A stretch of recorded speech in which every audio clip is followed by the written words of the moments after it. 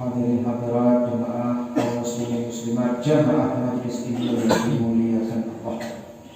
Alhamdulillah, tentu sekali ucapan yang paling mulia, yang paling pertama saya ingin ucap tentang bahasa para ulama. Hamdalah itu adalah amanul bizawalin nikmah.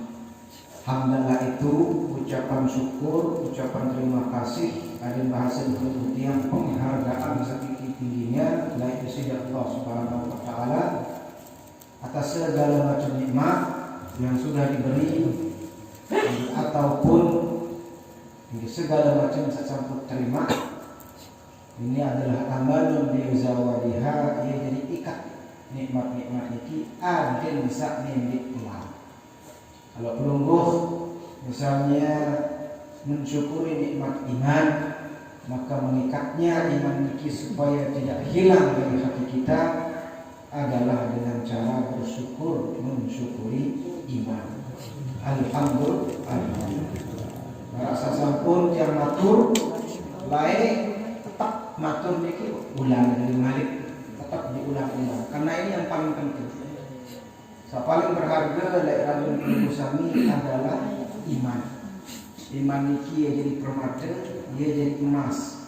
Lamun ibaratan pelunggu niki ibarat bale niki lamun kosong, lamun denara isi, denara napi-napi di dalam, denara tipi, denara benda berharga, denara emas, denara kepeng, enggak ada singgah catatan utang doang misal Pak, enggak ada isin tuh demi tambahan. Kenapa? Apa yang mau dicuri? Tapi kalau isinya rumah itu ada emas permata yang paling berharga, maka maling akan mengintai setiap saat. Nah, pelunggu niki marah ibarat bali sabar. Dan pelunggu niki marah ibarat bali salih dalam permata emas. Napirun permata, napirun emas niki kepada iman dan Islam. Maka malingnya, rampoknya setiap saat, setiap waktu tetap intai pelunggu yang paling iman niki. Napiaran paling niki kepada syaitan yang merupakan musuh nyata daripada manusia yang telah ditugaskan oleh Allah untuk menjauhkan manusia dari Allah Subhanahu wa taala. Maka bilang jelun intai balik niki. Berembet dengan aman balik niki otung ronde. Menukan Pak Anto. Lalu kira-kira maling tetap nyintai, maka pelunggu tidak boleh tidur. Caranya bagaimana? Ngeronde, jaga nenek sampai datang maling. Dalam bahasa agama ngeronde niki kepada muraqabah depan. Nabi kena muraqabah ngeronda hati kita sendiri. Ya ronde yatim. Kena emas baru niki ronde tetap doang. Kamu piram Pak. Sekali piram paling misi setan. Sekali lengah maka dipaling oleh setan. Itu sebabnya seorang muslim harus selalu muraqabah, jaga pergerakan hati. Sak biasa mau terjaga kan af'alul jawarih. Nanti kena af'alul jawarih pegawaian awak. Nindik mungkin itu dek semel tegita isi batu. Dek semel tegita isi batu Pak Anto. Nah yang namanya af'alul qulub, pegawaian hati niki sak sembilan kan Allah Ta'ala. Mau segala manusia aja semen tidak si manusia, mau Allah Ta'ala aja segala semen terserminang si Allah Ta'ala. Maka dawat pingiring ngeronde lagi dulu bilang maling Pak Amro. Jangan sampai malingnya sampai mencuri permata berharga yang bernama iman dan Islam. Mudah-mudahan dengan meronda ini, dengan muraqabatul qalbi, dengan tetap menjaga hati, pelungguh tiang mudah-mudahan tetap membawa iman ini oleh dunia sampai era meninggal dunia tetap dalam iman dan Islam, dalam kalimat tauhid, dalam kalimat la ilaha illallah Muhammadur Rasulullah. Nah, niki yang ingin yang sampaikan setiap awal. Bebe tahu kang matur pewikan marak niki, marak cara pengiringan sak malam niki. Bebe tahu kan tiang tetap ia dan jadi awal. Kenapa? Karena ia paling penting. Percuma dengan sembahyang, ngaji sembahyang, ngaji sembahyang, ngaji sembahyang, tapi hatinya tidak diperhatikan. Kembe untuk sembahyang raos batur. Lemen raos batur bareng mau diat tanpa sadar pahala sembahyang wabiralu wahbilalu. Kembe makin Pak Anto debentun oleh majelis niki mulai raos batur misal. Baru ke sembahyang mau ngaji Pak Anto saya terima sama raos. Pak Anto. Jadi buat apa nih? Ya sudah ya, urusan orang biarkanlah menjadi urusannya dia. Urusan pelunggu yang adalah apa? Menjaga hati kita sendiri, menjaga diri kita. Setelah itu jagalah keluarga. Yang pemalik Allah Ta'ala, ku anfusakum. Jaga diri, anfusakum, jaga diri juga. Wa ahlikum, jaga keluarga terus. Naro dari siksa api neraka. Menurut Pak Anto. Paham Pak Anto? Jaga diri Pak Anto. Ini dengan ngigel jadi sakit tangan Pak Anto lalu dengan melek ngigel kan. Untung syarat dengan ngigel Pak Anto. Mendengar dengan ngigel kan darah isi lewat neraka. Wah ciptaan saya nggak ngigel.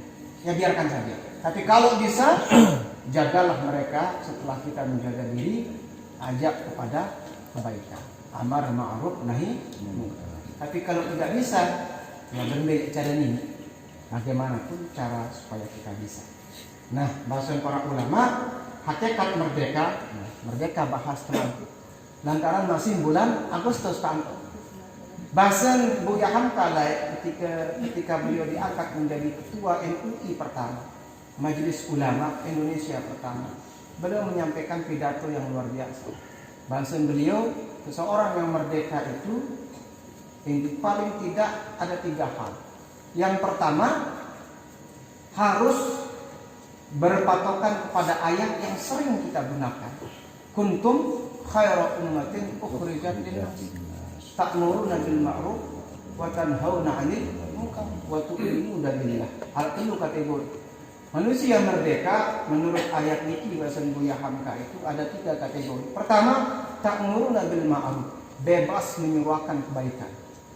Tidak boleh dia terkegang untuk menyuarakan kebaikan. Amar ma'ruf poin tepara.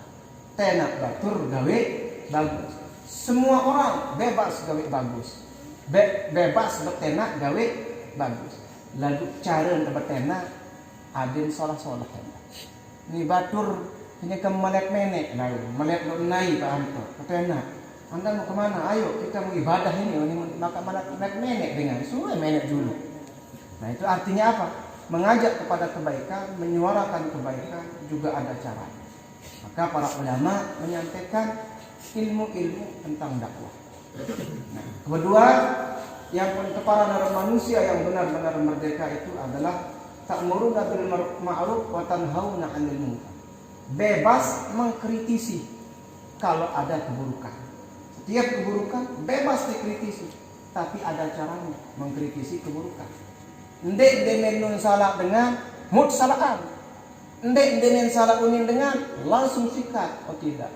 Misal Arab tuan guru makin yang kenyampean. Salah unin baca ayat. Jangan langsung ditegur. Angkat iman. Woi salah entiu. Nah, itu tidak diperkenankan. Kenapa? Cara memperbaiki orang itu ada caranya. Kalau memperbaiki orang di hadapan khalayak ramai, itu sama artinya dengan menghinanya. Tapi memperbaikinya dengan bagaimana? Lain jom gede, ingat sholat. Semeton badik, cak baru nong keliru balik, coba tunas dulu dibaca, mungkin dia akan menerima.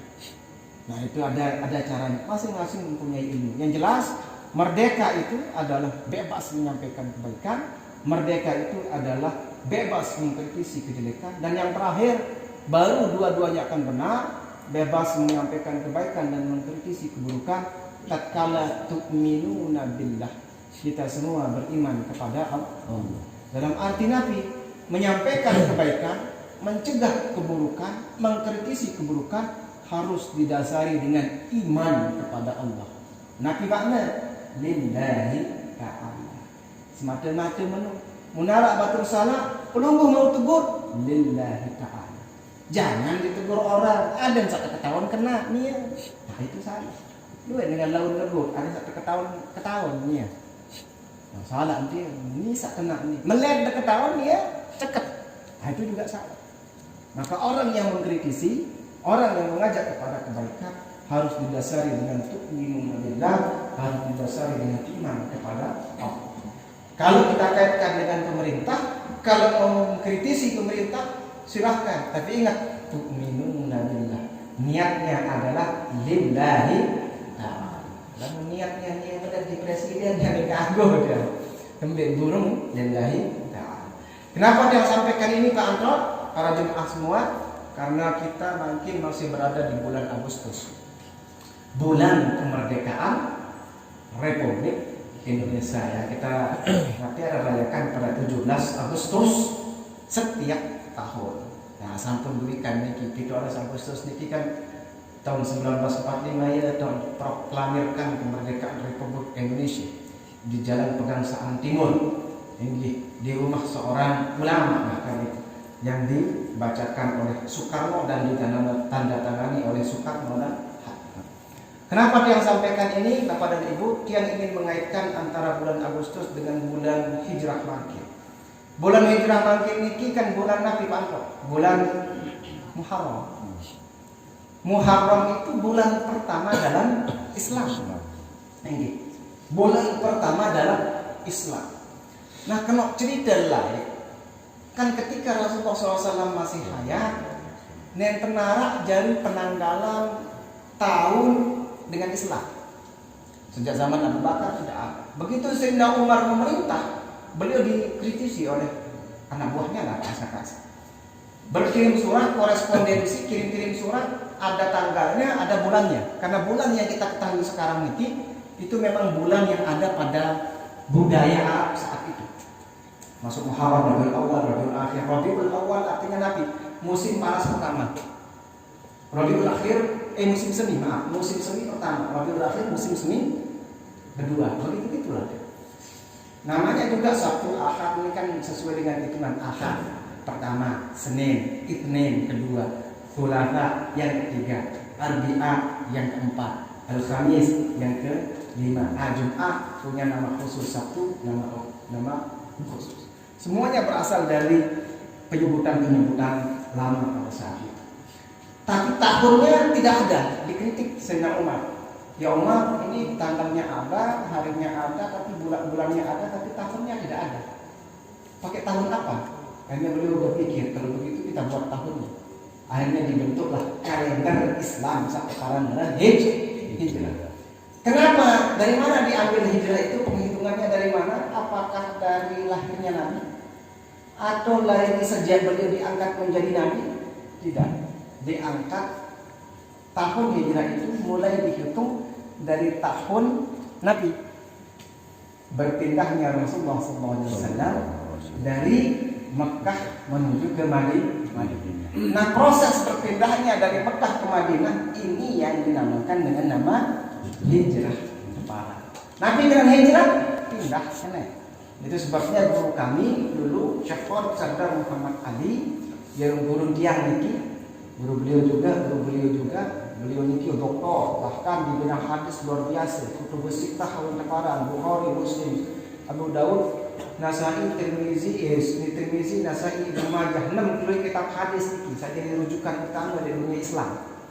Tak Islam itu dihafal oleh guru kami ini beserta dengan sanadnya. Nabi kenal sanad oleh terbaik. Hadis ini yang disebut si Imam Bukhari baik kepada guru, ada Imam Humaydi misal. Baik kepada guru, ada Imam ini, baik kepada guru, ada Imam ini. Terus sampai ke Rasulullah SAW. Rasulullah SAW bersabda, ya sekarang saya luit nama yang sama, tapi beliau hafal. Nah, beliau menjelaskan ketika kami mengaji Sunan Abi Dawud, beliau menjelaskan tentang hijrah. Jadi bahasa beliau hijrah ini kira dua. Yang pertama hijrah khusus. Nabi dengan hijrah khusus pindahnya Rasulullah SAW beserta para sahabat oleh Mekah menuju Madinah. Kembali min biladil kufri ila biladil iman. Bilad yang penuh kekufuran, karena di sana tidak mungkin berkembang Islam, maka beliau terpaksa Rasulullah. Jangan ulang. Dengan kata-kata terpaksa Rasulullah SAW pindah dari Mekah menuju Madinah. Nah, Ini makna hijrah yang khusus. Makna hijrah yang umum yang tidak boleh terhenti dan baru khusus karena menjadi catatan sejarah. Ada makna hijrah yang kedua, maknanya umum. Nabi makna umum hijrah niki sudah dijelaskan dalam hadis al-muhajiru man hajara ma nahallahu anhu. Dengan hijrah niki setepara dalam dengan hijrah dengan hijrah dari segala sesuatu yang dilarang oleh Allah. Ini makna hijrah ini terus berkembang. Nah, mungkin makna hijrah ini kata-kata hijrah ini kan ngetren Pak Anto. Sekedik-kedik dengan hijrah, sekedik-kedik dengan hijrah. Arah hijrah mungkin wah tak kena pengaji ini malik hijrah. Seolah-olah itu salah pengaji kejadian itu. Enggak ampun keparan kena hijrah nih, lamun entah baca talqin. Yunin parang. Tapi tidak ya. Yang namanya hijrah itu adalah meninggalkan segala yang dilarang oleh Allah Subhanahu wa taala. Nah, yang ingin yang ceritakan kaitan dengan kisah baru bulan Agustus itu. Mantap nih Pak Anto. Ketika beliau keluar dari kota Mekah, Nabi sallallahu alaihi wasallam keluar dari kota Mekah, beliau sempat berdiri di semacam tempat yang tinggi, kemudian melihat kota Mekah. Unsur minara Mekah.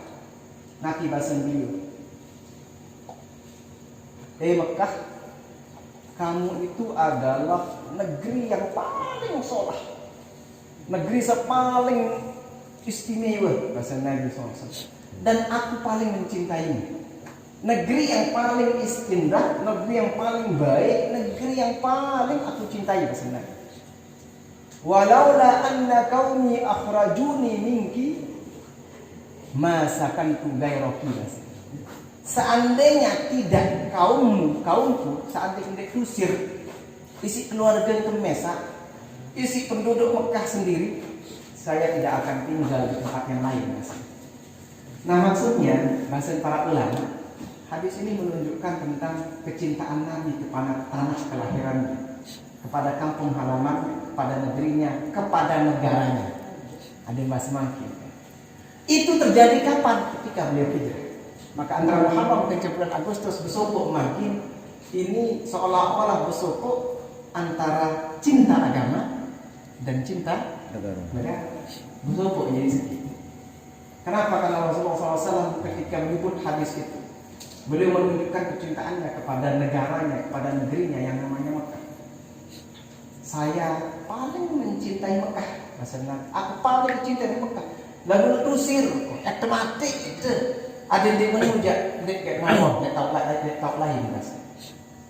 Itu bahasa baginda Rasulullah SAW yang akhirnya kemudian diambil oleh para ulama. Ini menunjukkan bahwa cinta kepada negeri itu, cinta kepada negara itu adalah sesuatu yang baik. Maka pantas Bapak Maulana Syekh, beliau pernah mengatakan dalam syairnya, wasiatnya, beliau mengatakan begini: hidupkan iman, hidupkan takwa, agar hiduplah semua jiwa. Nah, namun lemahat niki ya tagolan, bernyanyi. Hidupkan iman, hidupkan takwa, agar hiduplah semua jiwa. Cinta yang teguh pada agama, cinta yang kokoh pada negara. No. Ini bahasa Malaysia yang tentu ulama mengajar. Nabi bahasa Malaysia, hidupkan iman, hidupkan takwa, agar hiduplah semua jiwa. Cinta yang teguh pada agama, cinta yang kokoh pada negara. Cinta agama dan cinta kepada tanah. Jadi semua orang yang mengaku Islam, semua yang beraliran Ahlus Sunnah wal Jamaah harusnya memahami ini. Nah, ini yang ingin saya sampaikan pada malam ini sebagai mukadimah, supaya kita sebagai bangsa Indonesia dan sebagai umat Islam pada umumnya mesti bersyukur banyak-banyak bahwa penduduk yang tinggal di sebuah negara yang istimewa menurut dia. Tinggal bagaimana kita menghargai setiap jasa para pahlawan kita untuk memajukan kesejahteraan daripada dan menjaga mutlak keutuhan daripada negara Kesatuan Republik Indonesia. Jadi ada dalilnya. Setiap para ulama menyampaikan semua perkataan mereka semuanya berdasarkan daripada hadis-hadis baginda Rasulullah Sallallahu Alaihi Wasallam. Pak Anto. Jadi kalau Pak Anto misalnya kangen kepada abian tubuh, itu ada dasarnya. Hadisnya Rasulullah SAW. Misal Pak Anto yang merantu, bebe sukun berdadan juga. Wahai abian tubuh, misalnya Pak, aku tahu kau sangat bau, misal Pak Anto, karena bau tahu itu bau. Tapi aku sangat mencintaimu. Kalau bukan karena tuntutan, aku tidak akan pernah meninggalkan diri. Itu ada sandarannya. Baginda Rasulullah SAW mengatakan seperti itu. Itu Pak. Jadi jangan heran kalau misalnya kemudian kita semua dituntut untuk merasa bangga dengan tempat kita sendiri, kemudian menjaga keutuhan daripada negara kita sendiri. Mudah-mudahan ini bisa meningkatkan keimanan kita kepada Allah, pada saat yang sama bisa meningkatkan rasa nasionalisme kita kepada negara kesatuan Republik Indonesia. Mudah-mudahan amin ya rabbal alamin. Ini penting yang sampaikan Pak Anto. Kembali karena kita sedang berada di bulan Agustus. Tapi pada saat yang sama kita sedang berada di bulan Muharram. Mudah-mudahan kita merdeka secara seutuhnya. Merdeka jasmani, merdeka rohani. Merdeka jasmani tidak dijajah oleh orang lain. Merdeka rohani tidak dijajah oleh apapun. Yang bisa memerintah kita hanya Allah Subhanahu wa Ta'ala. Ini kan terkadang kita sudah merdeka tapi nafsu kita masih menjajah. Penjajah doang si nafsu. Memilih nafsu melengkakan pizza misalnya, mereka kita ngantri di pizza. Kenapa? Demi menyampaikan keinginan daripada nafsu kita. Oh berarti kita terjajah oleh nafsu. Terjajah isi tiang, terjajah isi tai. Karena pizza itu akan menjadi seharusnya yang bisa menjajah kita hanya satu saja, yang Maha Esa saja, yang Allah Subhanahu wa Ta'ala. Nah, mungkin merdeka yang sejatinya jasmani rohani itu adalah ketika Nabi jua yang pengiring gawe semuanya berangkat dari Nabi, dari Allah Subhanahu wa Ta'ala, dari pekalunan yang disebut Allah Subhanahu wa Ta'ala. Nah, alhamdulillah insyaallah kita semua insya Allah menjadi orang-orang yang benar, orang-orang yang selamat dunia dan akhir.